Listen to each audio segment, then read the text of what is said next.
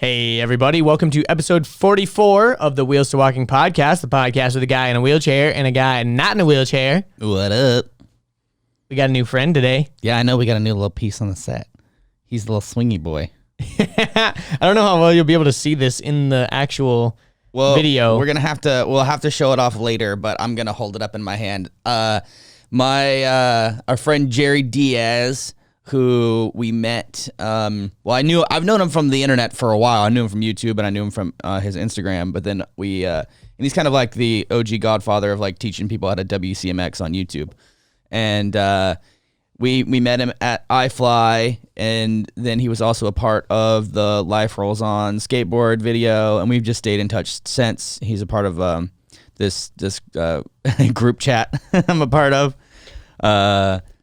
and was a part of. I don't know. It got weird in there. I was never a part of it. I'm not disabled, so. It wasn't got weird. Well, maybe just a mentally, lot of people had a lot of opinions about a lot of different things, and there was some individual that like was constantly trying to beef, and I'm like, I don't want to beef with people for no reason at all, so I'm just leaving. Yeah, that's pretty whack. Yeah, it was kind of weird, but this is cool. Very cool. So first of all, usually I've had plenty of people be like, yo, like, what's your P.O. box? Like, I want to send you letters. I want to send you mail. I want to send you packages and gifts. And I'm always like, no, don't give me things unless they're useful or an experience. Like, I don't want nonsense. But Jerry started making this, and since I had already we should describe it for the audio listeners. Probably. Oh, yeah, let me describe it. So basically, it is a sculpture made out of a bunch of different parts. I don't know what. This one looks like a trailer hitched to a car or it's all metal. Ball bearing. This bit looks like some rings. There's some like nuts and washers. But anyway, it's this part is like a bike chain. Bike chain or motorcycle chain or something. But it's a sculpture of you on the rings. Yeah, it's the sculpture of the profile picture, the most iconic profile picture of the Wheels to Walking variety. That made no sense. I'm currently working on like no hours of sleep last night. I had like so much pain. It was fucked up, but super awesome. Thank you to Jerry. I appreciate you, brother. I appreciate the gift. And this is the first one I've even let anyone have my home address for. People are like, what's your address? I want to send you stuff. And I'm like, no, I like privacy. No. Yeah, exactly. Speaking of sending stuff out. Yes. The Sand Dune collection has been completely sent out. It is out the door. In the world. It is in the world. Which is exciting. Yeah, thank goodness. So we got all that taken care of. All your Sand Dune stuff's on the way. Your temporary original collection is also in there if you got some of the deal, some of the buy one, get one half off deal. And yeah, it was fun. We knocked it out yesterday. Got it all sent out, so that was exciting because that's been something that's just been like lingering. We've just been waiting on getting all the garments. So we got them. We picked them up yesterday morning and shipped them all out to. Well, I think they got probably shipped out today. So if you're so if you're listening to this on the day that the podcast comes out, probably your tracking information will be updated in the email and all that stuff. Yeah. So when we process the shipments, they get a tracking number.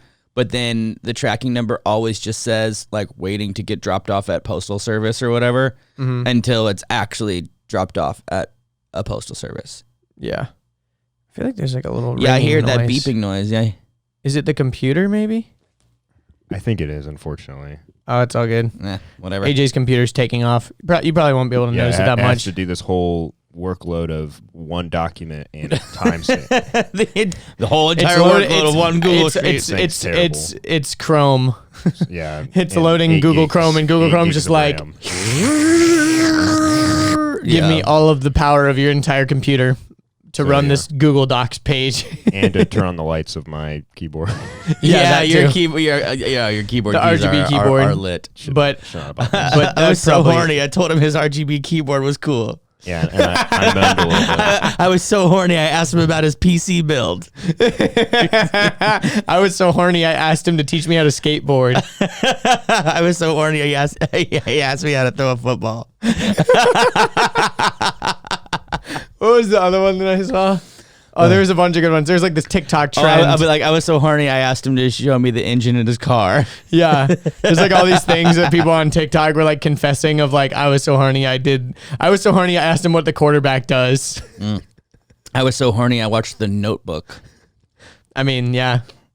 I was so horny, I masturbated. That usually takes care of it. Okay. Sorry, everyone. Dude, we've already burned through so many topics. Okay. Oh, no. Okay. Dude, I know a topic right off the bat. Okay. The comment that we got on the last podcast, on the last episode. So I have to deliver this comment to you guys. So, you know, I always talk about how I basically always get shit on in the comment section, and most of the time I don't care. Almost every time I don't care. I actually like people when they shit on me, as long as it's criticism. Like, I need like critical criticism, not just critical hate. Criticism? Yeah, not just hate for the hate. So anyhow, this one is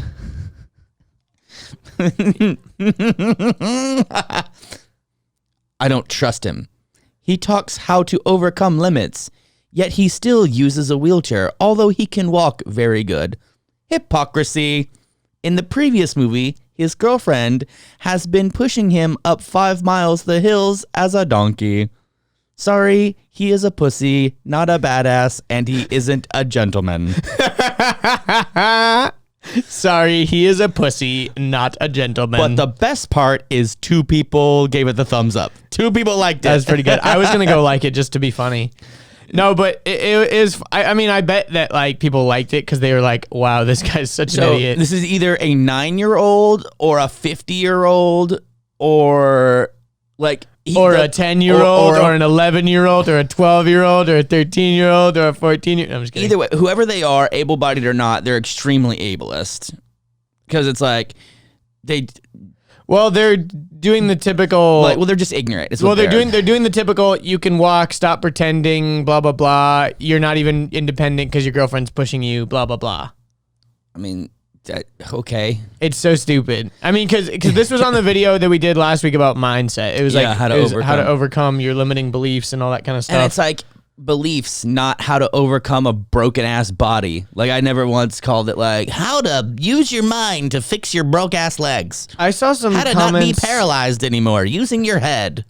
Yeah, I saw a few comments about the thumbnail too. How he said it's all in your head.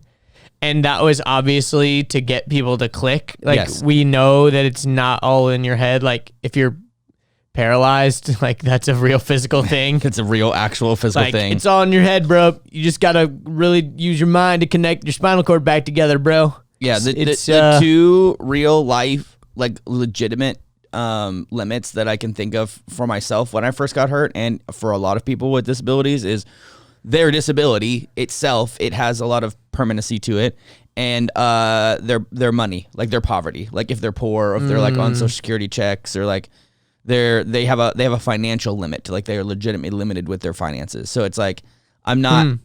It's like, yes, I would love to go kayaking, but that requires me to rent a kayak or like own a kayak, and I can't do that. You know, like. Yeah, I mean, that is a weird thing. Like, we could take it further and be like, all right, broke is a mindset. You're not poor. You're just broke. You got to think about, you got to manifest the money. Take my course. It's link in bio, you know? Mm-hmm.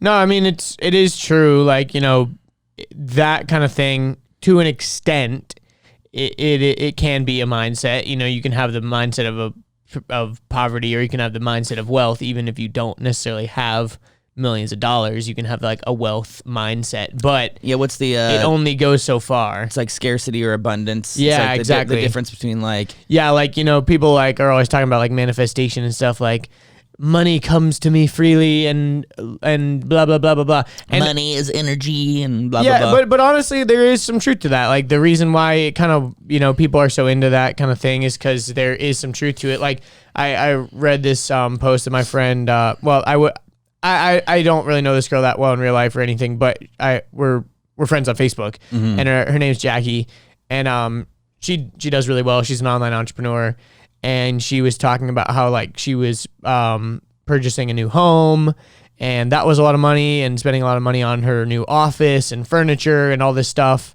And she was saying like, oh, it always hurts me when I have like a, you know, when I'm writing a check or something for more than like 4 or 5 figures. It's like, oh gosh, that's a lot. But then you have to think like, why did I work so hard for this? You know, blah, blah, blah. And then also like people spend so much money on my things and on my courses and my, you know, whatever she does, that like that's how like the economy works, you know? And like, if I am giving a lot and spending a lot, it will come back to me and blah, blah, blah, blah, blah, and however you want to believe in it. But it is kind of true when you have that mindset of just like holding on to everything and, you know, whatever. I don't know.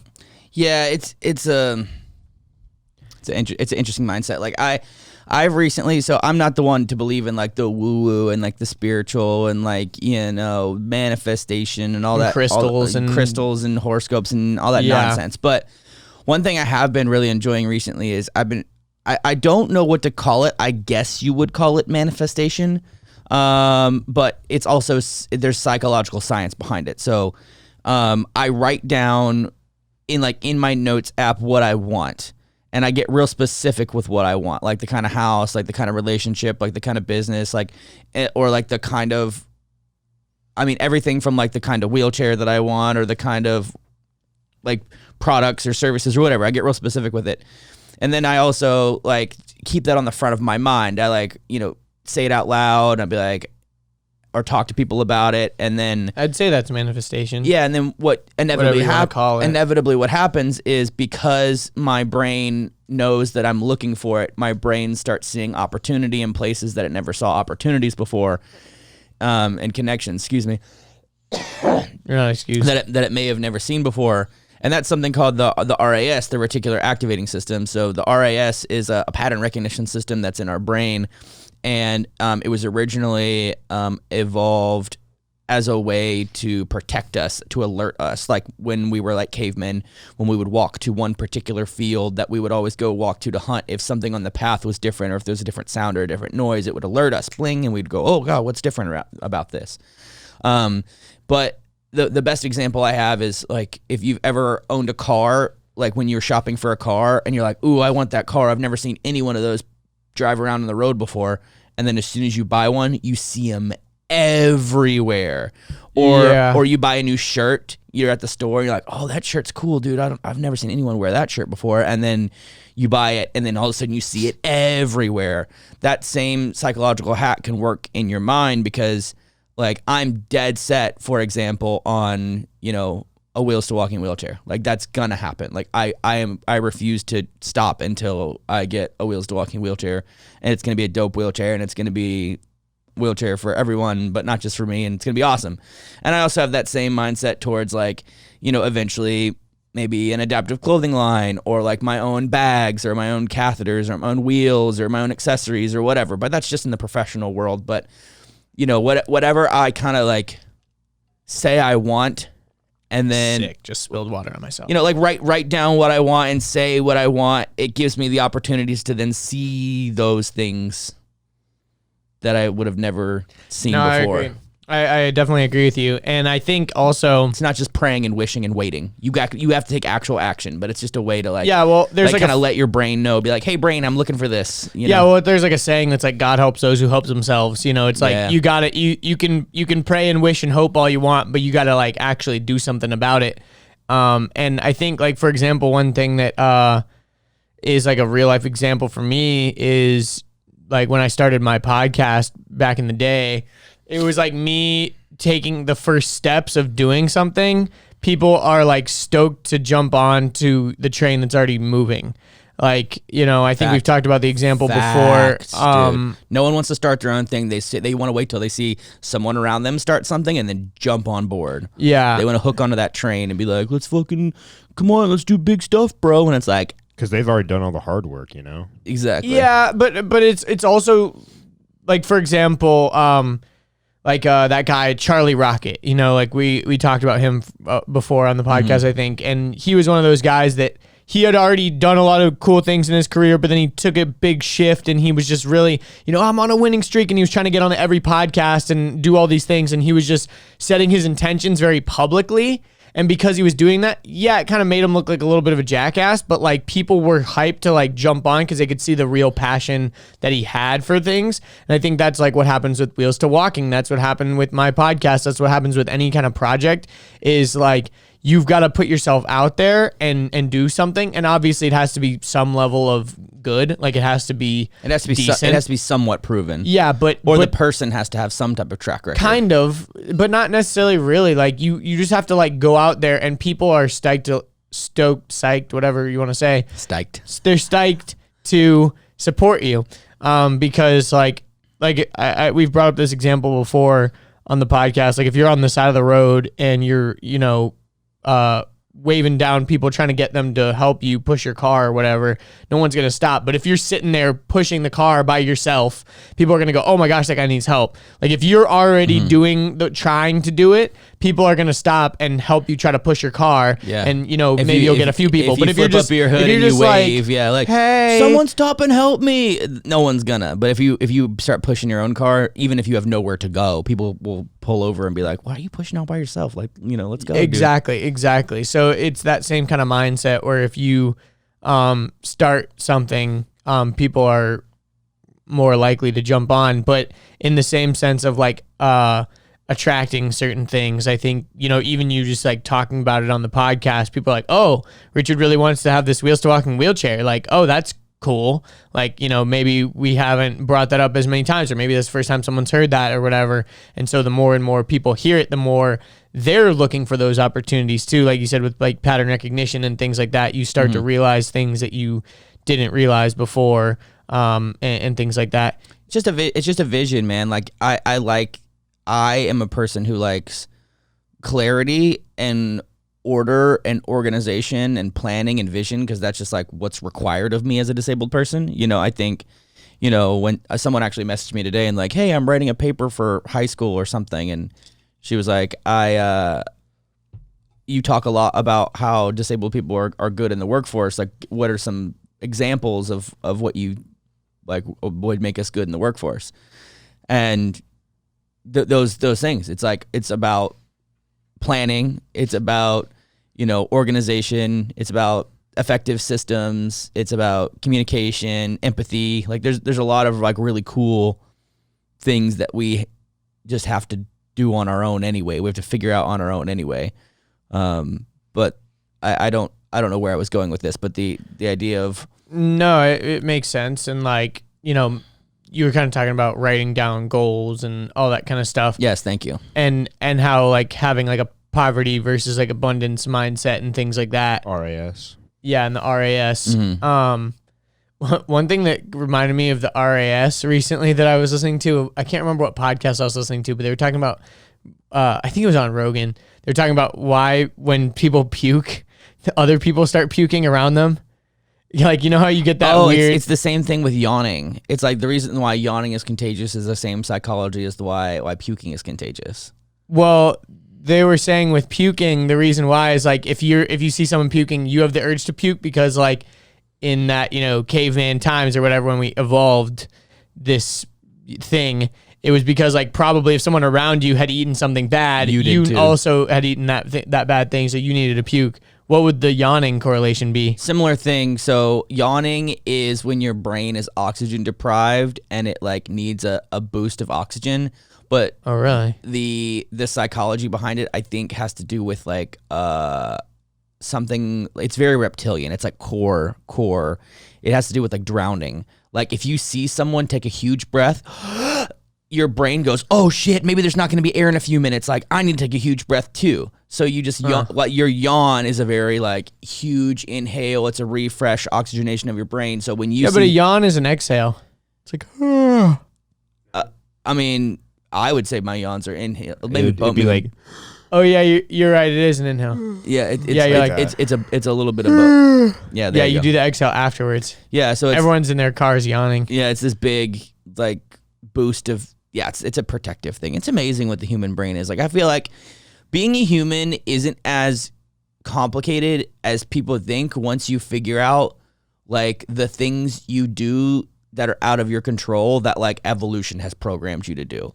Yeah, well, there's two things, right? There's like the monkey mind or the reptilian mind or whatever you want to call it, and then there's this layer of like intelligence on top, and that's what separates us from the animals, you know? Because like there's certain self-awareness and awareness of death is like the two. Self-awareness, awareness of death. I feel like animals probably know they're gonna die though. I think certain ones. I think that is the biggest defining feature between humans and animals is that we are aware of our own mortality, so therefore we take more protections to live longer. Like we're more like no other species lives like we do because they don't know that they're gonna die. They don't know about death. I heard something that dolphins have the same like psychology and like social interactions as like humans. Could be. Dolphins are extremely intelligent. Like I often think, I mean, if you think about like we were these weird fish that turned into weird lizards that turned into marsupials that turned into like tree swamp rats that turned into monkeys that turned into humans. So it's like in another cycle of evolution. Like we could have been dolphins or whatever. No, I'm like the dinosaur turned into the chicken. You know what I mean? Like what could potentially we evolve or devolve into as a Homo sapien, but also what other creatures and species, like maybe like a squirrel, you know, or like pigeons. Maybe squirrels and pigeons are like the new thing in the next, 500 million years or some shit like that. Yeah, but the thing about dolphins that's interesting is there are a lot of like proven things, like they're one of the few animals that has sex for pleasure. Like they play with, like they make their own toys. Like that's they're super social creatures. They can blow circular bubbles and like swim through them and like play with the bubbles. And the other crazy thing about dolphins is their ability to communicate like super long distances and using frequencies that we can't even hear. Yeah, and they can manipulate 3D space just like a bird.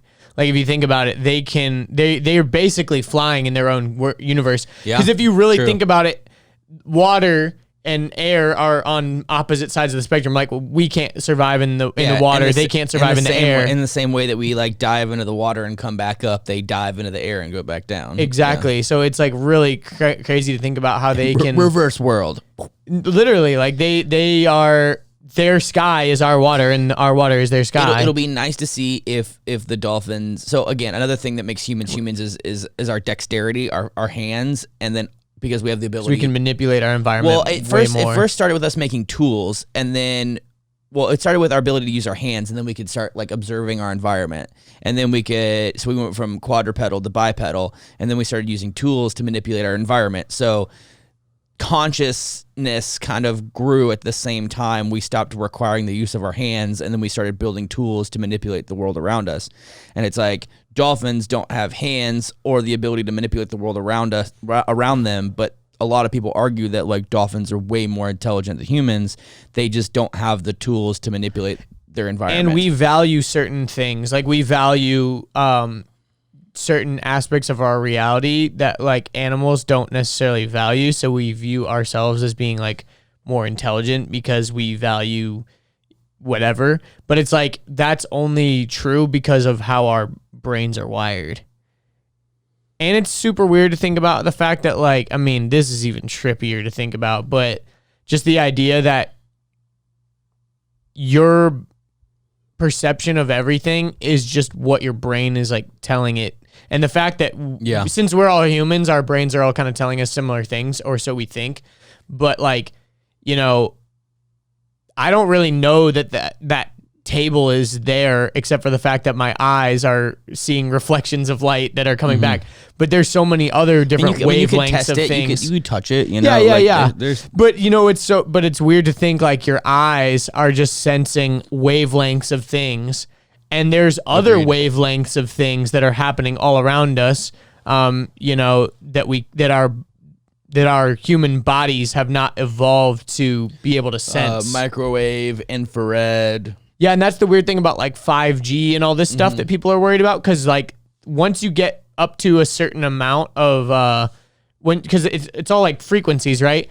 The smaller and smaller you go, eventually you'll reach microwaves, which I mean you can't use microwaves to send stuff because it'd literally be dangerous. You'd be getting into radiation and shit. Well, I think 5G is in the double-digit hertz, and microwaves are in like the hundreds of thousands of hertz. Like it's like I don't really know. It's very, but like there very would different. be if we keep using that same technology to potentially get faster and better and more information per over wave or whatever. Decades and centuries, probably. Yeah, we start couldn't cooking ourselves. Yeah, exactly. And people are all worried about it. But you think about people it. People worry like, about electricity.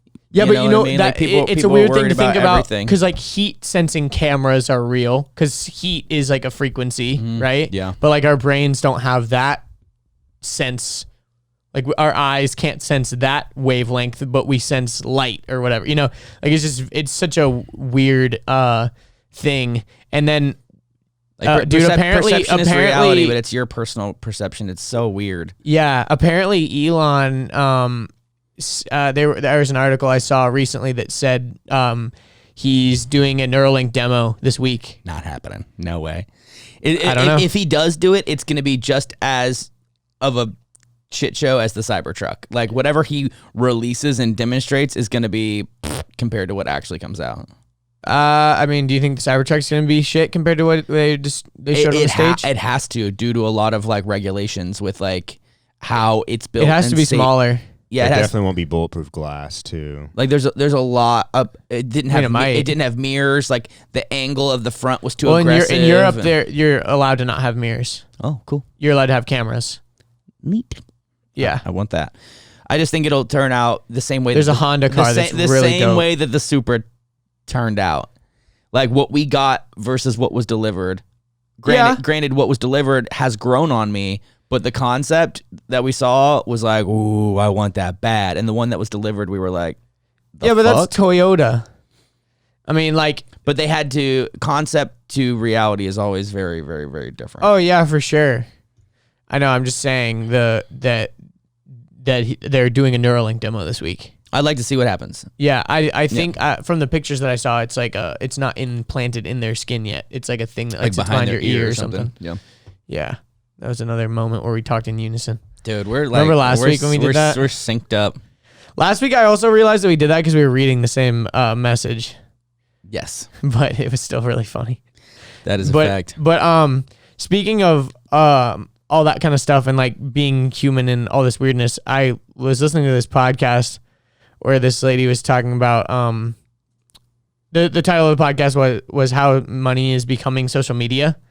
And basically she wrote this book. I can't remember. I'll pull up the podcast so I can say what her name is. I don't remember what the book title is, but she basically was talking about how it's so interesting about how like money has changed and everything over the years. And during like a pandemic and things like that, people start to worry about like the state of our money and like, for example, a lot of any type of economic crisis. Oh, yeah, of course. Any kind of anything where there's a downturn in the economy, a lot of people get a lot of fear around their money. Oh, for sure. Yeah, it's this lady's name is Lena Swartz. She is the assistant professor of media studies at the University of Virginia, and her book is called New Money: How Payment Became Social Media. And she didn't talk a ton about cryptocurrency because she was like, I would have had to write a whole nother book. But basically, it's kind of like this idea that there are so many other different forms of currency and things now. Like, for example, like credit card points and things like that. It's like this whole other economy of things. And some people get taken advantage of by credit cards and some people use it to their advantage. And like we have Venmo and Cash App and like all these different ways that we're sending money and sending and receiving money. Any system around money is made for the person doing the lending. Or the bank or the company or like any type of like loan or credit card or finance or like anything around money is for the profit of the lender and usually has some aspects of predatoriness through interests and fees and blah blah blah. But you're right. If you know how to play the game. Like I knew of a guy, not knew him personally. He had like 60 credit cards that all had like travel and flight like points on them. And basically he lived on a jet and in like really nice hotels. Just that's all he did was just fly to a city, stay in a hotel, fly to a city, stay in a hotel, fly. Like he didn't have an apartment. He just like lived on planes and like had his computer. He's like, I live basically like a luxurious life for free. Like I just fly everywhere and I just stay in these nice hotels and I'm on my computer and on my phone and he's got this like big stack of credit cards and it's like, geez, like, I mean, that's a full-time job staying on top of it, you know, like with your spreadsheets. And it is, but if that's what you value. And transferring, you know, it's like that credit guy that your brother likes a lot. Like his whole thing is like, yo, I'm worth like $8 million in credit. And it's like, but what does that mean though? You know, is that... Yeah. Well, the idea of credit is extremely powerful, right? Because it's the idea of credit is money that you will make. Supposedly. And that's the whole thing about... Or you hope. Well, that's the entire concept of money. So D Hock, he's the guy that created Visa MasterCard, Mm-hmm. and he has this quote that says, "Money is the..." Here, let me... I wrote it down. "Money is information socially guaranteed to be valuable." Money is information socially guaranteed to be valuable. So it's basically like the only reason why we can use the dollar is because it's socially guaranteed to be valuable. We all agree. There is a social agreement. There is a social agreement that it will be valuable. And money needs to be, number one, like a store of value, and number two, like easily usable. Like that's like the two main things about money that need to be like accessed. Yeah, having liquid is partially important. Having some yeah, because like some liquid, like you can, like there's people right now that I'm sure have, you know, like 30 investment homes and 30 investment properties that like are worth millions and millions of dollars. But if you were to be like, hey man, like do you have a couple $1,000 to like go buy a boat? They'd be like, nah, I'm broke. You know, because it's not liquid. It's like wrapped up in investments or whatever. That's like, for example, like gold. It's like a good store of value, but it's not practical because like, what am I gonna do? Carry around a little like hammer and like hammer off a little piece of gold and weigh it every time I need to pay you? You basically buy like coins and bars and keep them in a bank anyway. You know, it's like gold is the most secure because it's a precious metal, but. Yeah, but the interesting thing about the whole like concept is like money has become social media in the sense of like even the way that we use money and things has become its own weird little like social network. Like it's very odd, and like, you know, there's this whole idea that the government, like when the U.S. government gave everyone $1,200, not everyone, but they were supposed to give everyone $1,200 that was making less than $100,000 a year, all that stuff. Like the people that probably needed that money the most are the people that probably didn't file taxes last year or don't even have a bank account, you know? Yeah. And that's what's so interesting is like we need to come up with a better system. Like I was listening to this podcast with Andrew Yang and he was talking about how the H3 yeah. And he was talking about how he would like to create like even like a Venmo or a Cash App type thing. He said like honestly the government should have done the $1,200 through like Cash App or something, because like that would have been more accessible. I mean, we paid $1,200 to like hundreds of thousands of people that were dead and stuff. Do you know why they sent out paper checks to everyone? I didn't get a paper check. Mine came direct deposit. So even if you got direct deposit, you got a paper one in the mail. No, I didn't. Okay, so I did. I got direct deposit, but then I also got a piece of paper in the mail letting me know that they put a direct deposit in my mail. Well, maybe I did get that. But I didn't get a check though. Well, on the check and on those papers, DJT wanted his signature. So he actually delayed payments so that he could have his signature on things. Yeah. Like literally. We knew that. But I mean like ugh, ridiculous. Yeah, he's a narcissistic asshole. But I mean, we know that. I mean, I'm not surprised. I'm just simply saying that's a random asterisk. That doesn't actually mean anything, honestly. Yeah, but basically, the idea that like money is changing so much, and like everyone is just using these like antiquated systems. I mean, the fact that everyone that's in politics, not everyone, but the vast majority of politicians are quite old. It makes sense that we're still using all these antiquated systems because that's what they're used to using. What's also crazy is like the top 10 people, the top 10 of the 1% of people in the U.S. since the pandemic have made like $368 billion. They've increased their net worth by that much. The 10%, not the 1%, the 10% own more than 40% of the entire stock market. So if you like the economy is like the economy and the stock market are not the same thing. The stock market is a projection of what the economy will be in the future. So the reason why the stock market's at a real big high right now is because everyone's like, well, yeah, this corona thing will be cleaned up in a year or two, so I might as well just like throw all my money in one place and then sit on it for a couple of years. I mean, there was a bunch of millionaires made in 2008 when a bunch of people were like, oh shit, everything's 50% off, cool, and just bought a bunch of stuff. But anyway, so like it's like socialism for the rich, but like brutal capitalism for the poor. You know, like the second that like a company needs like bailing out or needs like a tax break, like there was like four times the amount of dollars made in tax breaks for the wealthy than there was money that was sent out. It's not necessarily for the wealthy, it's for businesses.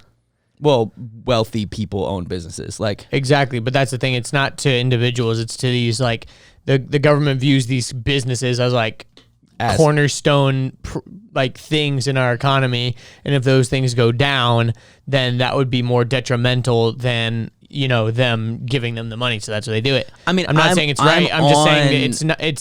It's a weird thing. I'm not necessarily in defense of any of it, but it's the problem with late stage capitalism, right? It's not necessarily capitalism. This is what happened in France when they started beheading people in the 1820s or the 1920s, when they just started literally chopping off the heads of rich people.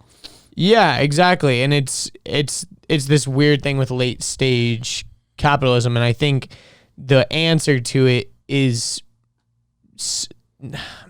I don't know. Like it's weird because like fundamentally I like don't really like the idea of socialism, because that just means more government control and more government oversight and things. Same. And I don't trust the government to handle anything elegantly or do it efficiently. Same. And or effectively. Not waste our money. And so I'm all about a small government. Exactly. And like that's the funny thing about like conservatives in America. Like conservative is supposed to mean like fiscally conservative, but obviously all that's thrown out the window these days. Like no one's being fiscally conservative on either side of the aisle. So it's just like really weird how everyone's got this, strange divide, and there's no real like middle person that's like, yo, on one side we've got this, and on one side we've got this. We need to take care of the little guys, and we need to end homelessness, and we need to figure out a way to provide support for people that are struggling right now.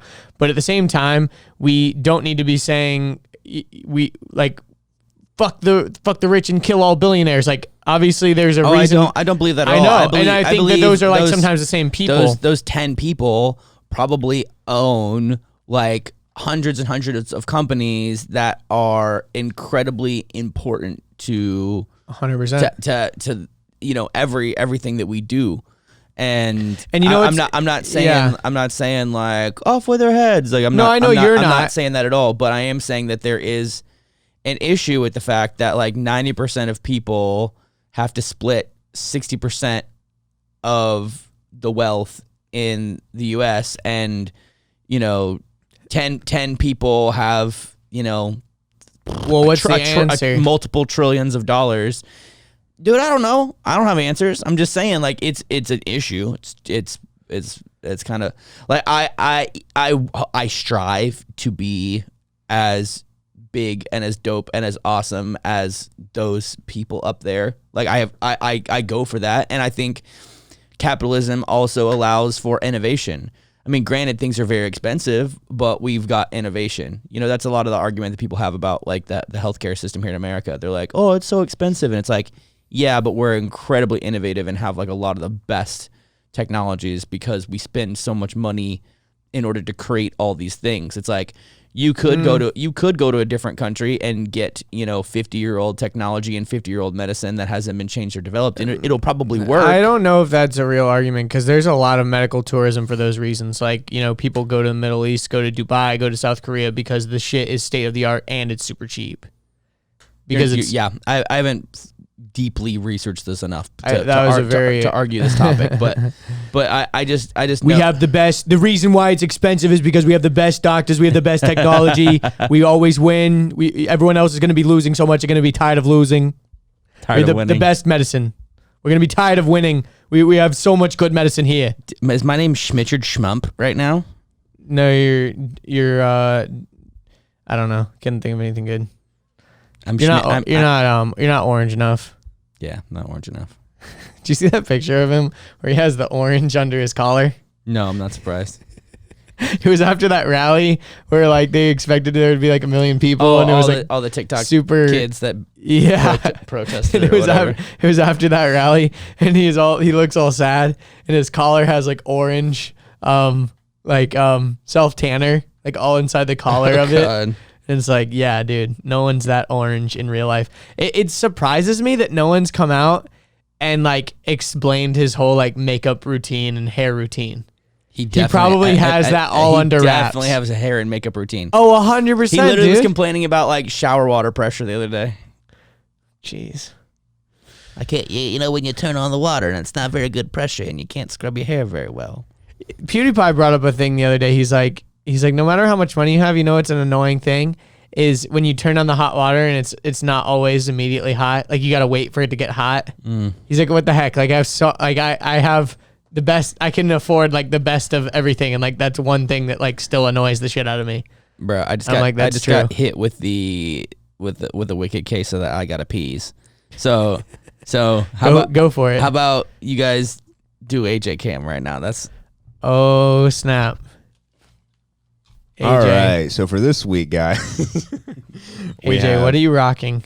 This week we're rocking the Air Force Ones, and these are the high top ones, and I like the suede of it. So these are one of my favorites, if not my favorite. But I like it because just the look of it, and they kind of look like Tim's. Yeah, that too. They just look. They look rugged. They look nice. I like them. I like them a lot. I definitely give them. That's 2 weeks in a row with the Air Force Ones, but the other ones they were. Oh no, they were the dunk. They're the dunk lows. Yeah. Just kidding.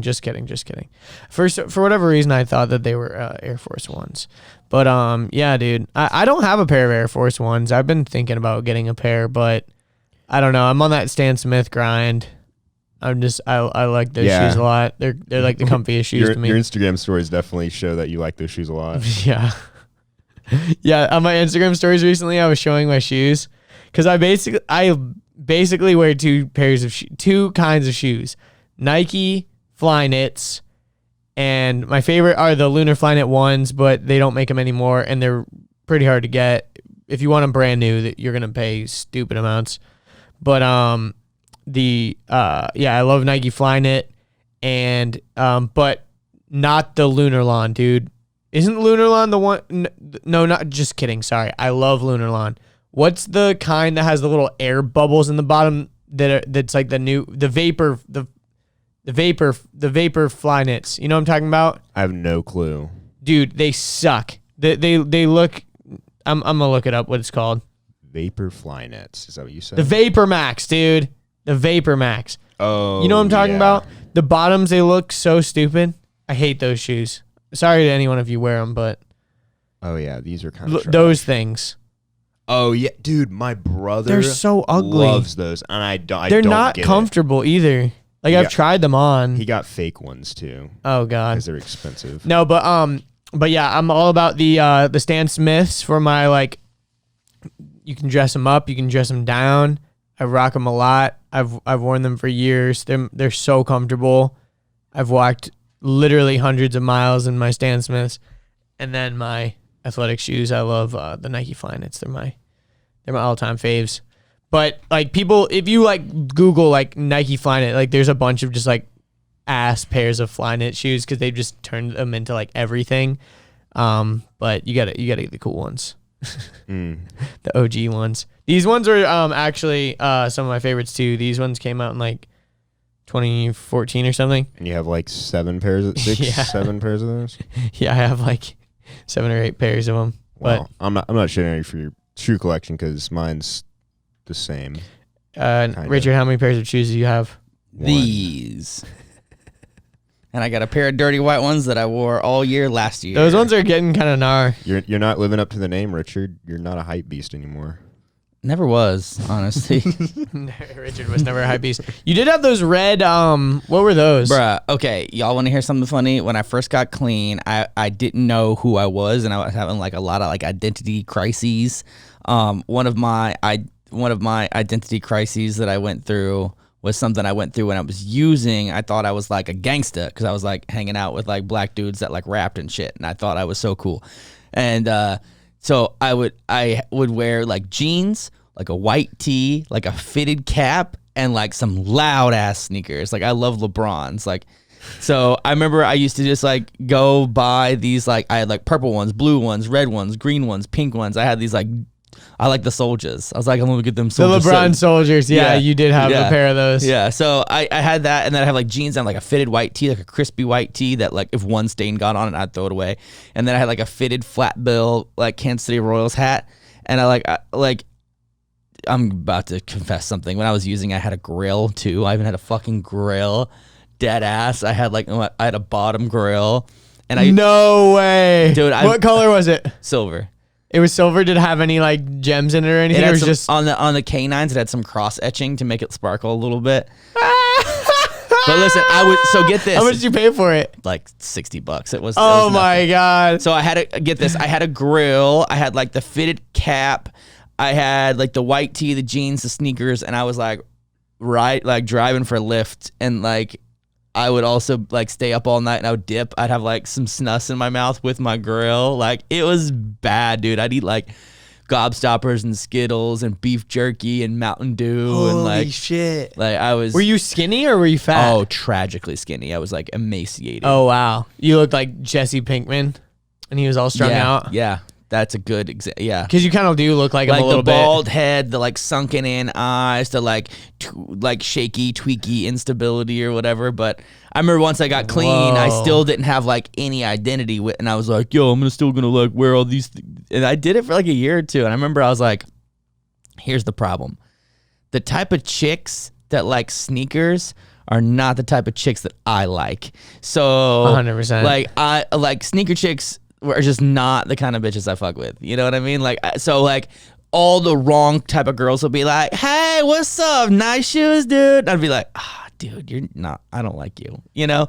So I realized like my game was all fucked up because I was like attracting the wrong people based on like what I was wearing. And I'm like, and I was like, I don't want to do that anymore. Yeah. Dude, that is an interesting thing, right? Like the clothes that you wear, like you can dig them, but it also attracts like a type of person It's too. a uniform. You're rocking a uniform almost. It's like, yeah. I mean, if you look at someone who's like, say, rocking a Carhartt jacket, or like a chick who's rocking Uggs and leggings and a North Face, it's like, or like a dude who's wearing like sneakers, jeans, and a white tee and a fresh crispy hat. Like everybody's got their own style. Everybody's got their own aesthetic. Or like if you're wearing like Goodwill clothes, you're like hand-me-down clothes. Or you just straight up don't give a fuck and you wear like anything. Yeah. It's exactly. It's all about Walmart wardrobe. It's like whatever you wear attracts a certain kind of person, which is so strange. I was actually listening to like, it was a commercial for a masterclass, and RuPaul was talking about why he wears a suit.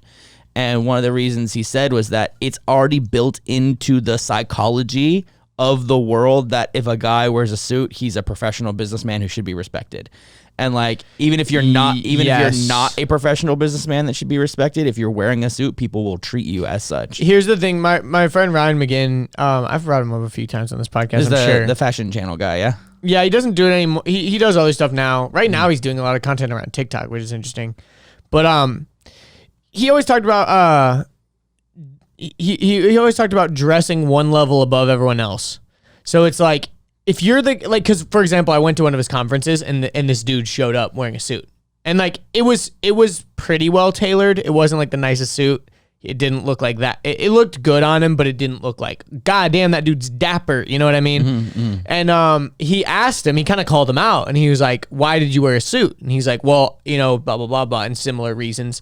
And he's like, well, don't you think you could achieve those things with other things that don't make you look like a fucking jackass in this room? Because you're the only dude wearing a suit. With like all you gotta do, like shoes, necklace, watch, shirt, like that. You don't even have to have a necklace. It's just you gotta look like, if you're in Tampa, Florida, no one's fucking wearing a suit. No, people are wearing cargo shorts and Crocs and shit. Mm-hmm. All you gotta do to elevate your game one level above everyone else is to have decent like just leveling up everything else, like making it 1 or 2 levels nicer. Maybe having like one statement piece, like a nice watch or something. I think that's honestly a big trick to being an attractive person. Oh, for sure. It's like, if you look at yourself fresh out of the shower with no haircut, you're an ugly motherfucker. It's like, okay, step 1, moisturize. Step 2, get a haircut, shave your face, iron your shirt, wear, clean shoes, like exactly sit up straight, smile, like I swear, like pretty much anyone can turn from like a 5 to a 7 just by like, just putting themselves together. I mean, like I know, and this might sound mean, and I hate judging people based on numbers, but like I definitely know of girls that like they can go up a few levels. They go up levels based on like little things. Like even like Jalila at her base is like hot as fuck, dude. But like she has like just like little things. It's like, ooh, like instead of flip flops, she'll wear like Converse, or she'll wear sneakers, or she'll wear boots, or she'll wear heels, or it's like leggings, or like dress pants, or like a crop top, or a t-shirt, or something else, or if her hair's in a ponytail, or if it's down, or if she's wearing glasses or not glasses, or makeup, or like it's all these like little things, and it's like when you add them all up, you increase like as a human. Listen to this. If you look good, you feel good. If you feel good, you play good. If you play good, you pay good. Hey. That sounds like something Richard would have said with his grills on. Deion Sanders. You pay good? Was that the final quote? They pay good. They pay good. Oh, shit. That's my bad. No, you're good. You get paid good, AJ? I'm just kidding. No, but I think sometimes confidence comes from that. Like there is psychology that's like if you buy a new 100%. shirt, the likelihood of you sitting up straighter and smiling more because you're confident in that new shirt is higher. You can hack your own psychology. But anyway, like just saying one level up, because like I know, because you because let's be honest, if you're always the guy just wearing the suit, unless you're like on Wall Street or something, you look like a jackass. But there's certain elements of a suit that you could bring in to like your everyday thing. Like if you just wore like the suit jacket or something, you don't look that crazy, but you are adding that level if that's what you're into or whatever, which is kind of interesting. Break down the thing is like you got loafers, socks, pants, belt, shirt, coat, pocket, and maybe any other type of like maybe like a necklace or like a watch or like a wallet. But remember, you're attracting a certain type of person with that outfit. That's what Ryan actually, this was like the most genius thing to me when he broke this down. He said you've got three main types of outfits. You've got bad boy, which is like tattoos, chains, ripped jeans, that type of shit. You got hipster, which is a little more hippie type shit, a little more like artsy, maybe more flowy clothes. Maybe you got like a ring on or, something. Mm-hmm. And then you've got Wall Street, which is like dapper. You've got your suit on, you look like badass, but like rich. And he's like, all three of those types of things are going to attract sometimes good people, but also wrong people for the wrong reasons sometimes. Like if you're the Wall Street always, you're going to attract gold diggers. If you're always rocking the hipster hippie, you could be attracting like, girls that are just like, way too free spirit and like don't do anything and just always want to like smoke weed all the time. And like the bad boy girl is just fucking psycho, so like you can attract the wrong things, but if you can combine elements of all three, you can get the best of all worlds because you can attract anybody because you've got elements of each thing. I literally have been wanting to step up my fashion game for a while, but I have no desire to like put the time and attention into that. Like I wear joggers and t-shirts and Vans, you know what I mean? But like, yeah, I'm sure if we like, but it works. For me, for now, and it works exactly. Like, but I'm sure if I like put Jalila and Ian on the case, and I was like, all right, guys, just like buy me stuff. Like just see how it works, like find me shoes, find me socks, find me pants, find me, like find me outfits, like whatever. Like my main thing is like comfortability and utility. Yeah, for sure. Like I have a couple of like nice things that I wear every now and then, and it's not even like that nice. It's like the stuff we got in the Danny video, like on my like I wore that to my anniversary dinner. I wore ripped up camo pants and like a really tight V-neck shirt. Well, the thing is, you can pull off anything. It was funny because I went somewhere, and they weren't gonna let me in because I had ripped jeans on, and it was so funny because every girl had on ripped jeans in the place, and I was like, this is so dumb. But it was like the principle of it. They're like, they're like, no, you can't have ripped jeans. But then finally I talked to someone and they were like, yeah, it's fine or whatever. Because it was like, it wasn't ripped jeans in the sense of like they looked like crappy. It was just like the knees were like, had the like little rips in the knees or whatever. But it's funny how you can pull off certain things, like Scott Disick or something, like I don't know if you know, he's one of the Kardashian people. Like he always wears like ripped stuff. He's not getting turned away at the fucking club. It doesn't look like it's ripped because he's homeless. It looks like it's ripped because it's like intentional and expensive, So it's weird how you can money for that. Yeah. Yeah. And it's kind of interesting because like, one thing that's cool about you is that you do have like your whole tattoo sleeve. So that's like always an element that looks like a certain, whether it's bad or good, however people perceive it. But like, I always think it looks good, and it's almost like a part of your like permanent, like wardrobe almost. Like if you're wearing just like a t-shirt, you've always got the sleeve going on, so it's like always bring something. I can always do the old pull up, pull up the sleeves. Make exactly. It look a certain kind of way. You know what's funny is I've actually realized I'd say like 60 to 70% of my explore page on Instagram is tattoo stuff, and I don't have a single tattoo. Because tattoo art and tattoo culture and tattoo world is just like car world and culture. It's like it's very interesting to dive into and to look at and pay attention to, and like I don't know, there's just something about the tattoo aesthetic and like tattoo people and tattoo life, and I don't know, there's just something about it that like people gravitate towards it. But also it could be like what, like for example, someone brought that up to me the other day. They're like, do you ever think your tattoos hold you back in your entrepreneurial journey? And I'm like, no. I literally have never thought of that. Like like not once in my mind have I been like, damn, I didn't get that business deal because of my tattoos. Like I never entrepreneurial, I would say, would probably be the least judgmental when it comes to that stuff. Like, well, I mean, I think about like a lot of the old heads that I try to communicate with, the people in their 50s and 60s that are like conservative and white and maybe, and I'm just like, hey, what's going on? And they're like, this guy used to be a drug addict and he has tattoos. No way I'm paying him any money. It's like, sure. Yeah. I don't know, man. It's weird. I think times have definitely changed when it comes to that type of stuff. See, that's the thing is like time changes with the generation that changes it, not with the older generation usually. Like 80-year-olds are still going to be living in the 1940s in their head. You know what I mean? Like 60-year-olds are still going to be living in the 1960s. Like it's just like, that's only right now though. Exactly. That's what I'm saying. So like as the older people die out and as the boomers die out and as we get older, then we are, the people. But then by that point, people are going to be getting their eyeballs tattooed and, maybe not. Maybe it'll go completely straight edge where people are like, ew, tattoos look gross because everyone's going to be old and saggy and everyone is covered in tattoos. Usually things ebb and flow. Yeah. Like everything. Right now, tattoos are pretty trendy. I mean, everything from like conservatism to liberalism, like it ebbs and it's like whatever your parents are is what you are not. Like it's or whatever the older generation is what you are not. It's like this. That's why all this stuff is cyclical. Like even fashion is cyclical. It's like all the stuff that our parents. Well, I mean, like I mean, it's not even that cyclical. It's. I agree, it's very cyclical, but it's not even that. It's not even that. I don't know what the word I'm trying to find is. It's not even that exact. Like it's not.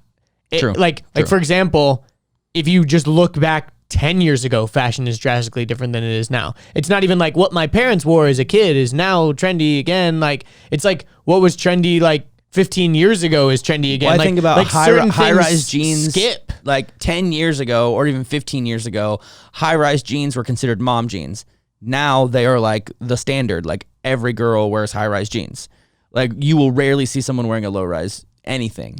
So it's like what used to be considered like old and lame is like hot and new.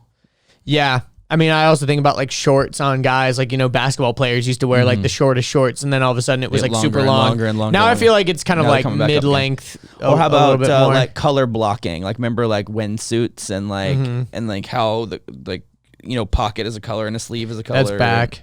Yeah, that's back. I think it's called color blocking. Yeah. Yeah, color blocking. There's a lot of interesting things. Yeah, and yeah, it is definitely weird. Fashion is pretty interesting. I'd say Atlanta is decently fashion forward when it comes to like the actual city of Atlanta, not necessarily the suburbs. The suburbs is so bland and boring. I like Atlanta for the subcultures. That's what I fuck heavy with the subcultures of Atlanta. Like the different neighborhoods have different cultures and and like you can get pretty much anything in Atlanta, and then it'll come into the city, and then like leave the city and come into the city and leave the city. I don't know. I just like there's a lot of subcultures and subgenres of different types of people, and I don't know. It just feels kind of like underground when you're like driving down Peachtree, and all of a sudden there's a gang of like 100 dudes on 4-wheelers, and they all have a certain aesthetic and all have a certain style, and you're like, hell yeah, I fucks with that. And then you go across town, and then everyone's like hella tatted into music, and then you go across town somewhere else, and everyone's driving like lifted trucks, and it's like, there's literally like there's all these different like subcultures that live in these different boroughs, because like it's all different. Yeah, dude, the London aesthetic is dope as hell. Yeah, dude, I stayed in this one area with my brother. I can't remember what the area was called. There's this dope area where they have a huge outdoor like food market. Like it's not food trucks, but it's similar to like a giant food truck area kind of thing. And kind of like a big outdoor like Grand Central. No, it's like gross. Like you when you're there, you're like, I'm in the underground type shit. You know what I mean? Okay. Like there's this one look up fuck. I gotta think of the name of this place. It's called Dog something, like Rave Dog or something like that.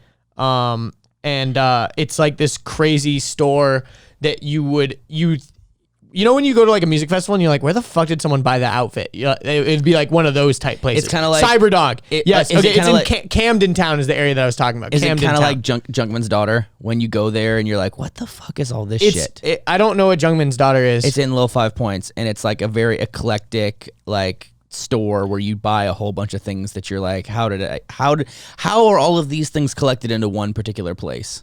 Yes, but this is Cyberdog.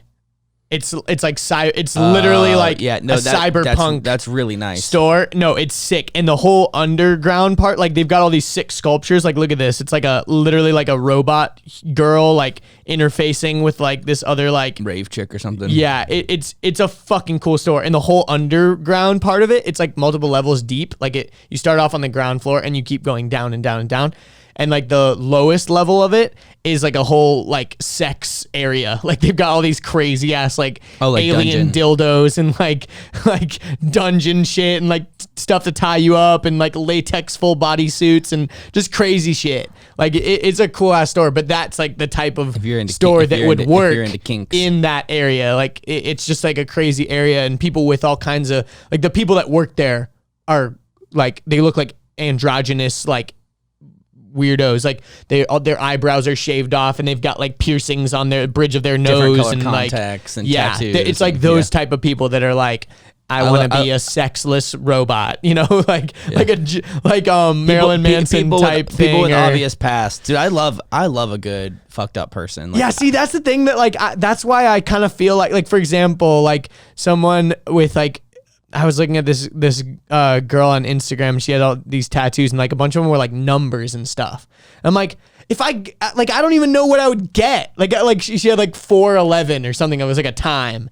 And I'm like, like that obviously means something to her, but like I don't give a shit about that, but it looks cool on her. Tattoos don't always have to be meaningful. A lot of people will be like, "Oh, what does your tattoo mean?" It means I paid money to have someone to draw something on me. Oh, for sure. Like my sleeve really doesn't mean anything except for it's just like you appreciated that artist. Not only I appreciate the artist, and it's also random elements of the home state I grew up in. So I'm just like, okay, like let me get these other like random elements, and I think this looks cool. It doesn't mean anything. It's not like the rebirth and the journey of the afterlife and the growth and the cycle of the. It's like, no, that's not what that is. It's just. Yeah. I mean, it can be as lame as getting a tattoo from a movie. Yeah. That's what AJ has. Oh, is your tattoo from a movie? Yeah. What movie is it from? The Place Beyond the Pines. Oh. Ryan Gosling has like all these tattoos and he looks super badass. He's the bad boy type. Dude, did you guys see how Shia LaBeouf tatted his whole body for that movie? I want to see that movie bad, cool. But it got shit ratings, like horrible. What is ratings. The movie? It's called Tax Collector, where basically he is a he works for the cartel and then collects tax on gangs in Southern California that sell cartel products. So he's like a tax collector for like the most evil gangs and all. Interesting. Like it's very interesting. Yeah, But I yeah, don't he know, got man. He got his body tattooed, like full body. I've recently found this cool channel. I'll see if I can find it real quick. That on YouTube. Yeah, that basically goes through like the histories of people's like careers. Like this one was like the great and bizarre career of Jim Carrey, the great and terrible career of Adam Sandler, the amazing evolution of Robert Pattinson, What's the channel called? The strange career of Shia LaBeouf. It's called Captain Midnight. And I enjoyed every single one of them, but the Shia LaBeouf one was really interesting because Shia LaBeouf is very interesting. You know, everything from before Even Stevens to now is very. Yeah, I always forget about Even Stevens. You know who else is a weird one that like could have been a Shia LaBeouf but like kind of fizzled was Frankie Muniz. Do you remember him? From Malcolm in the Middle. Frankie Muniz. And then he was in that. Oh, I was thinking about Macaulay Culkin. No, Agent Cody Banks. Yeah, Agent Cody Banks. And then he was that the one where the guy gets dyed blue? What was that movie? No, I think in the end of Agent Cody Banks, he takes like an ice cube in his mouth and he like his face like melts. And I remember being a kid and being like, that's scary. Remember Spy Kids? Oh yeah, dude, Spy Kids scared the fuck out of me. Which one? The first one, dude, with the fucking Fooglies, bro. They scared the shit out of me. Are those the thumb things? No, those are the thumbs. Oh.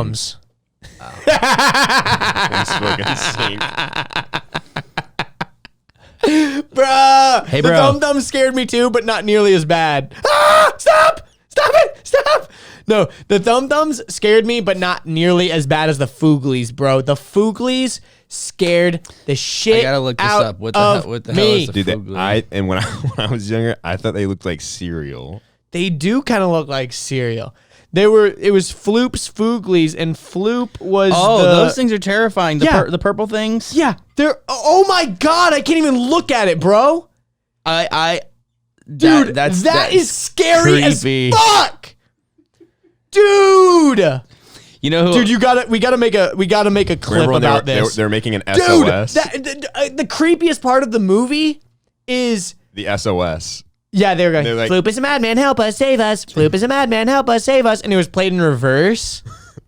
This is what terrified me. Oh my God, this purple fucker. Dude. This, I don't know what this is called, but this is what scared me. Hold on, let me find. So do you remember? God damn it, where's the images? Do you remember what the Fooglies were? I remember Richard.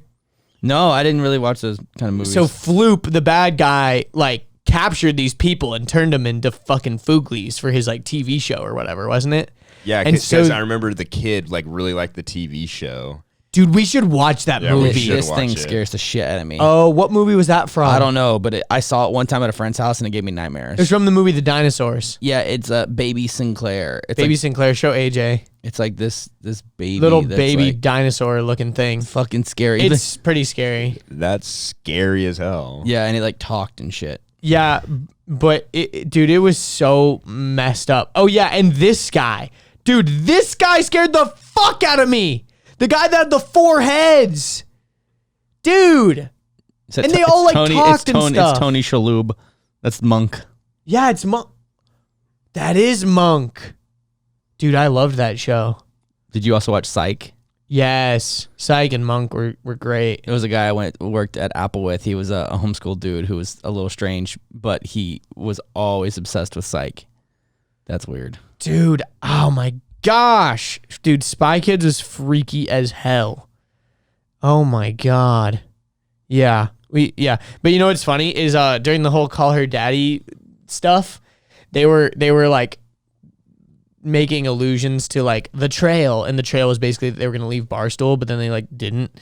But they had like an episode of the podcast called Floop's Fooglies, and it was like just a little like Easter egg for people to be like, we're trapped, we need you to help us, because that was the whole thing, is like the Fooglies were like blah, blah, blah, blah, blah, blah. And when you played it in reverse, they were like literally saying, Floop is a madman, help us, save us. Like they were literally like trying to say help us, but everything they said was in reverse. That would be annoying. So yeah, they were trapped. They were literally slaves for this show, and they got deformed. Dude, that movie's scary. Remember the microwavable food?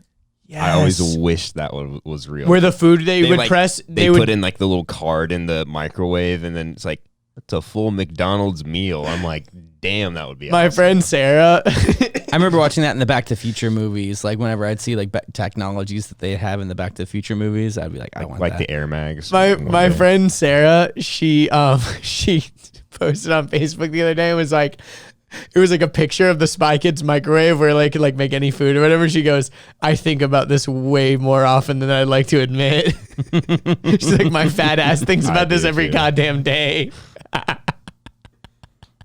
That's so great. I was laughing so hard at that shit, but because I'd forgotten about it, and she's like thinking about it every day. Like, man, I wish I had that magic microwave right about now. It's pretty funny. Sounds delicious. Yeah, dude. Yeah, that movie freaked me out. I don't. How did we start talking about that? Oh yeah, we were talking about tattoos and then movies. Bro, I don't know. This whole episode has been so strange. We've been all over the place. Yeah, we definitely have. I ain't mad at it. Yeah, there was one other thing we were gonna talk about. Oh yeah, Jim, his weight loss. Oh yeah, okay. So this guy is named Jim Belfast. What up, Jim? At least I'm pretty sure it's Jim Belfast. I don't even know if he listens, but he might. But I saw him doing like some adaptive like CrossFit thing at some gym, and I was like, dude, looking good. And like he replied back, he said, thanks, I'm down 65 pounds. And I was like, dude, it shows you're killing it. And he's like, this is my new I want to be like Richard life, LOL. And then he sent me pictures, and one of the pictures was from when we were at the Life Rolls On event. So which is the same event that I met Jerry in person the first time. And it was so funny because he was my first in real life fan encounter, but he said the name wrong, which was fucking great. Yeah, so you like rolled up, and then he was talking to Clint or something. Yeah. And then all of a sudden he goes, hey, your wheel's adaptive. And I just go, yeah, that's me. He goes, I like that video where you just stood up and threw your wheelchair in the back of the truck. And I'm like, okay, he knows who I am. He said wheels adaptive instead of wheels to walking. So this hey, your wheel's adaptive. So this is the picture of what he looked like. This was his before picture. Show AJ. So yeah, that's what he looked like at the event. This is his before picture, and then this is his current after picture. Wow. 60. Dude, he looks amazing. 65 pounds down. He's now able to stand. I'm not sure how his walking game is going, but I'm pretty. What's his level of injury? Do you know? I don't know. It's probably a low level like me. Wow, that's amazing. But yeah, he's congrats, Jim. He's down like a lot. That's incredible. He looks really good. I was so impressed. I'm like, damn, Jim. Like, fuck. What did he bro, say? That's killing. his I want to get like Richard phase or something? It was the reply was, this is my I want to be like Richard. This is my new I want to be like Richard life, LOL. That's amazing, man. That's really, really cool. I always think about like people that have been watching and listening since basically I got started, that are still around, that are definitely gone silent. Like I think about whenever I find someone new, whether it's on Instagram, whether it's on Facebook or YouTube, I'm watching every single one of those videos. I'm leaving likes, I'm thumbing up, I'm subscribing, I'm leaving comments. And then as time goes on, I either get disinterested in the channel altogether or the page altogether, or I stay very interested, but I'm like, I've run out of things to say. I don't have very true. Like I don't have a desire to reply a comment to this video, or I don't want to, I read this caption, like neat. I don't feel it is required for me to type anything. Like, yeah, I might not even like the picture. I'll just be like, oh, cool. That's nice. And I'll just like keep going, I'm a weird, I pretty much like everything I scroll past. It's true. Which is a weird little habit, but it's also kind of like, I like it when people like my shit. So like, I'll throw out a like. Joe Rogan was talking about it. He's like, I never like stuff. He's like, I never press like.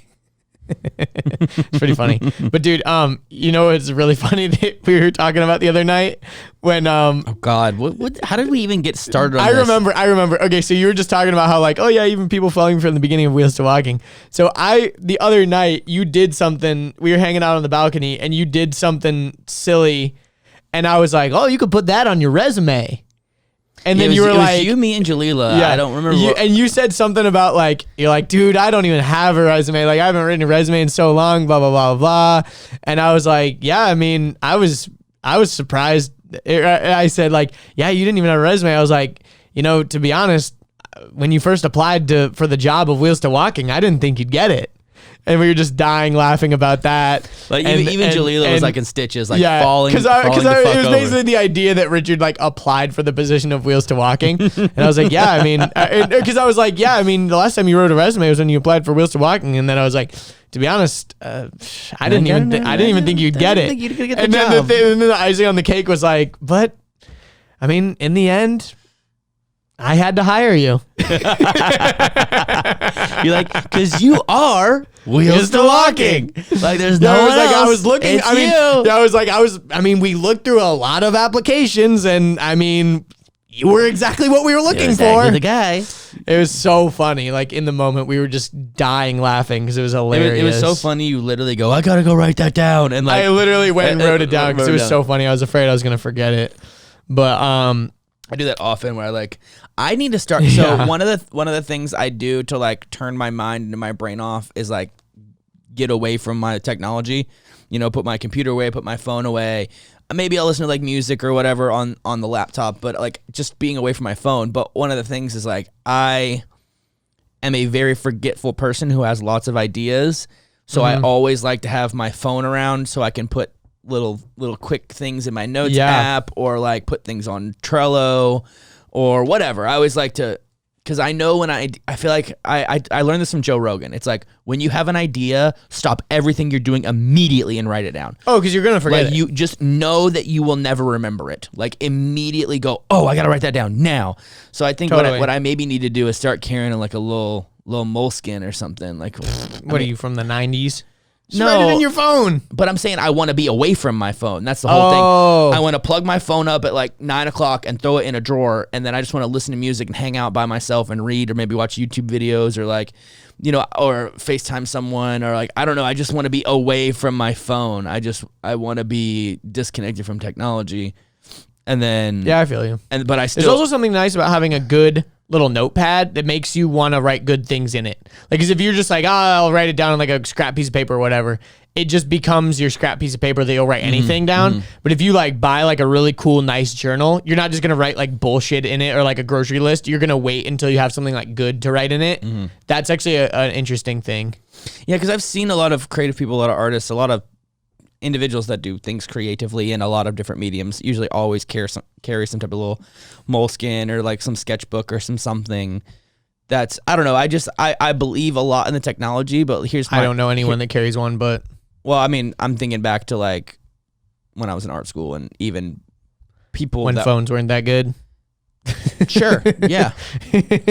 I mean, I just think everything's gotten replaced. Yeah, you're right. Unfortunately. But anyhow, I just found myself like, sometimes I'll pick up that phone and before I know it, I've checked all of my social medias and my email and, all my messaging apps and like dug through all my comments. And I'm like, what am I doing? I picked up my phone to like take a picture or like call someone or text someone. I think it's like this instinct that I do that drives me nuts. It's another hack that I have to realize. Like same thing with like getting up in the mornings. Like I have to make sure that I already have like my clothes laid out and I already have a plan. Like exact plan to be like, all right, wake up, put on clothes, drink coffee, get out the door. If I don't have everything like precision, and then always speed bumps get thrown in the way. Like last night was fucky, dude. I was so mad. I was like tired by like 9 or 10, tried to go to bed by midnight, and then immediately started having like one of those like electricity fire based like pain attacks. And I didn't sleep. Like when they showed up today at 12, I was still laying in bed.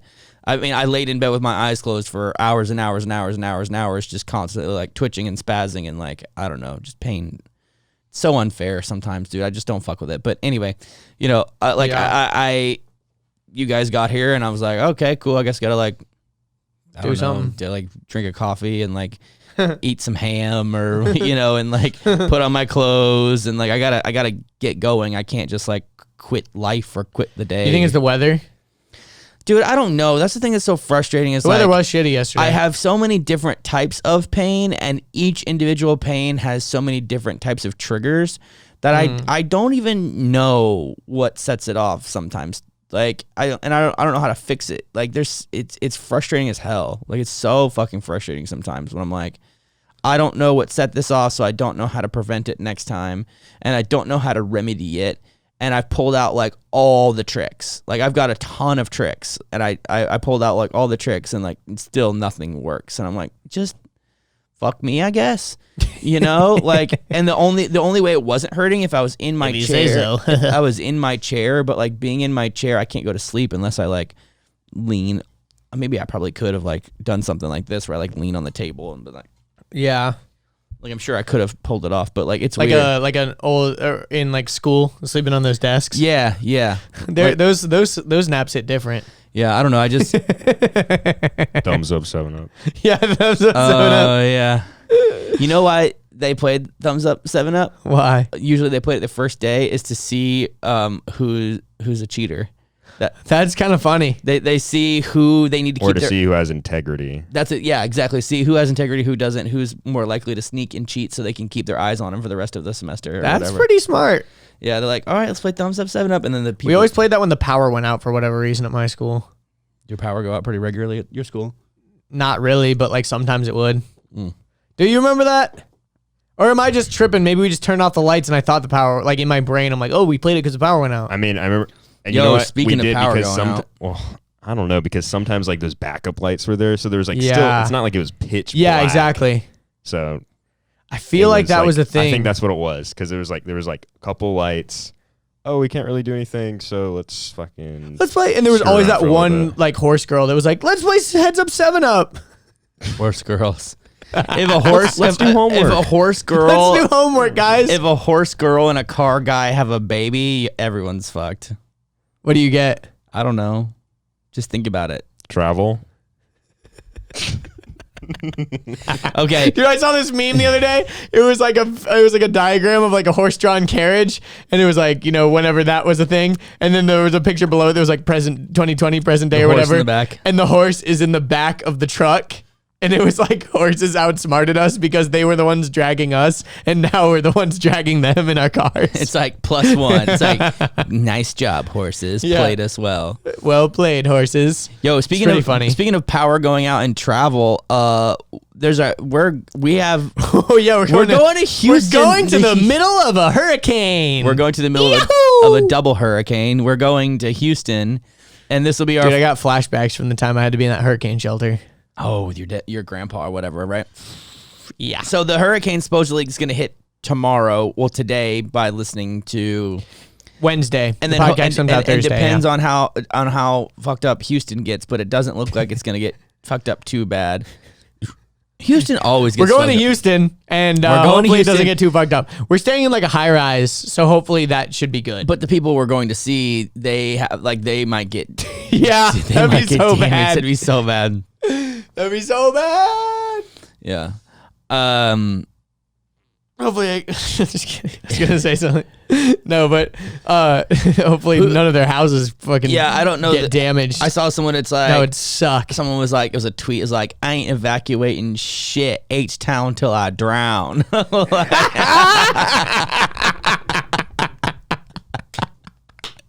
That's funny. Like, I ain't going nowhere. Like, fuck that shit. H-Town till I drown. I'm like, that's right or die. I like that. Hurricanes are always hitting New Orleans. They're always hitting Mobile. They're always hitting Houston. It's like, I didn't even, like, this is hurricane season. Tampa, fucking. Yeah. I don't know. Like, yeah, St. Pete's always getting nailed. But yeah, I definitely got a couple of flashbacks. So my brother messaged me yesterday and he goes, hey, aren't you going to Houston? I'm like, yeah. He's like, yeah. Don't you know there's like a mandatory evacuation for parts of Houston right now? I'm like, yeah.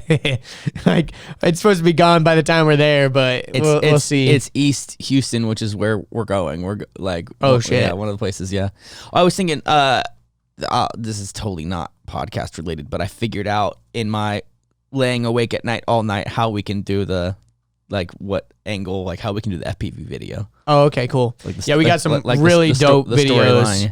We got some really dope videos. We got like 4 videos coming up. They're gonna be slappers. Like 2 of them I'm like really stoked about, and the other 2 I'm also really stoked about. But 2 of them I'm really stoked about, and then there's like and then there's like 3 of them that I'm not that stoked about, and then there's 1 of them that I'm really not stoked about. But then there's 1 of them that I'm like really stoked about. And then there's like a third one that I'm trying to cultivate. But hopefully that person, once they see that I'm working with 2 of these people that we're already collaborating with, he'll be more open to collaborating with. Be like, oh, okay, like in the world of YouTube, in like 4 weeks, this still won't make sense, but cool. I'm just yeah, kidding. whatever. People are like doing the like Charlie Day thing where he's like, he's like trying to connect all the people. He's like, was he talking about these two people or this person? Like doing the psychopath, like connecting the yarn with the newspaper clippings and all that stuff. I got it, figure it out. But the Houston trip is gonna be bomb. I'm excited for it. Who is the sender? I've been to no, I've never been to Houston. I've never been either. I've only been to Austin and like down south where we were. We were basically in Mexico at that point. Yeah, it was like down past San Antonio and all that. Yeah, way past San Antonio. Yeah, but anyways, Weston's been reaching out. He wants to do another video soon. Sweet, dude. I'd be down. Dude, I'm excited to do some more travel videos because I haven't been on a plane since January. I went to Puerto Rico in January. Oh, yeah, that's right. I haven't been on a plane since October or something. Probably September, October, yeah. That's crazy. Last year I took 29 flights or something like that. Yeah, and this year I've taken 2. Fuck you, Corona. Yeah, and what's crazy is like Rona is worse now? ? I don't know. Like depending on who you ask and what you watch. I'll wear a mask, but I don't know if I'm sold on wearing goggles. You know what I'm saying? Or you got some outside. Or a face shield. I do. Well, here's the thing. Here's a lot of the things that we know. We know that the virus dies when it's contact with sunlight or even artificial sunlight with UV light. Like Brett Weinstein posted a paper, or he reposted evidence of that from this paper. Like it's pretty well documented. That's why no one's talking about gloves and hand sanitizer nearly as much. It's all about the direct spread from people to people. Like so surfaces and stuff, it's not even that contagious on surfaces. Yeah, I guess they found out that it's not as transmittable through surfaces as we thought. Yeah, and also there seems to be like I don't wipe down my groceries anymore. Yeah. I mean, come on. Yeah, the surfaces thing seems to be really died down. The other weird thing is people are saying you can contract it through your eyeballs and stuff. That's why people are talking about goggles and blah, blah. I don't know. I think people like... I think that's pretty anecdotal. I think they're like, oh, well, I went on a flight with a mask on and I can't think of any other possible way that I might have got it except for my eyeballs. And it's like, there's hundreds of ways you could have got it. Like, I don't think... Yeah. And that's... Yeah, I don't know, man. It's just so weird. But I think, honestly, I'm curious to see what the attitude towards everything in Houston will be like. I have a feeling it'll be pretty similar to here. Depends on where we are in Houston, but we're staying kind of like in the downtown midtown area. Yeah, and we're gonna be visiting Katy, and then we're also gonna be visiting. I've already forgot Baytown. I think Baytown.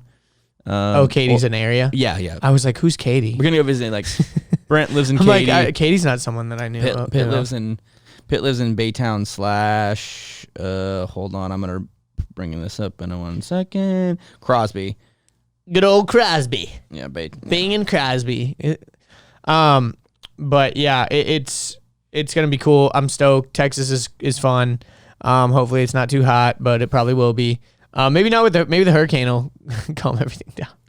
I just hope, like, listen, the flights, the Airbnb, the rental car alone is like $1,200, and like I'm not trying to not like Airbnb now doesn't refund, and flights they just give you credits back, so it's like no matter what happens, I don't want to lose money. Like I want to go out there, I want to shoot these videos, like like I don't want to. Yeah, true. I don't want to like just eat a big old fat shoe for no reason. Like cool.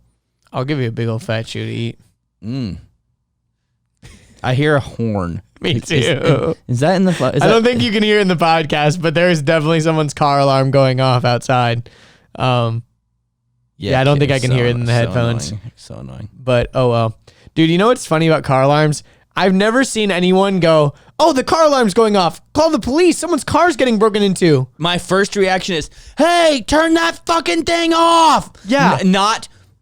Man, I wonder if someone's car's getting broken into. Let me go investigate. Some fucking idiot doesn't remember where they parked. Yes. That's always the thing. Like after like a sporting event or at Six Flags the at like Target night. parking lot, you're hearing it right now. People park and forget where they parked and then set off their alarm. That's why we always hear alarms out. It's so annoying. It's like, I don't remember the aisle I went on. I don't remember what car I have. You ever done that where you have like a rental car or something and you forget what car you have? No, I don't think I've done that. Or you like forget you're driving like an alternate car. Back in like the beginning of the year when I was like driving Kyle's cars. Remember when I was driving Kyle's cars? Like I had my mom's Lexus and then I had the Fiat and then I had like the BMW. Like certain days I wouldn't remember what I drove. You're like, what am I had to look at the keys in my hand. I'm like, oh yeah, I drive the X5. But yeah, I'd say it's not a very effective method, the car alarm of stopping burglaries and things like that, but it's definitely a very effective way of annoying the shit out of people. It's very annoying. That's all it is. Yeah. I wanted to give a quick shout out to somebody. Shout out to Chris Whalen. Yeah. My homie, Free Willy Fitness on Instagram. Yes, sir. He messaged me. He said, "You guys are quickly rising to one of my favorite podcasts, entertaining, and you can tell you guys have a great relationship outside of the podcast." Facts. He DM'd that to me. So, shout out Free Willy Fitness. Free Willy Fitness. He's also a patron. Oh, he is? Yeah. That's awesome. Fuck yeah. I didn't even know that. Yeah. Fuck yeah, dude. Thanks, man. Well, I think that's everything, right? I think that's the show.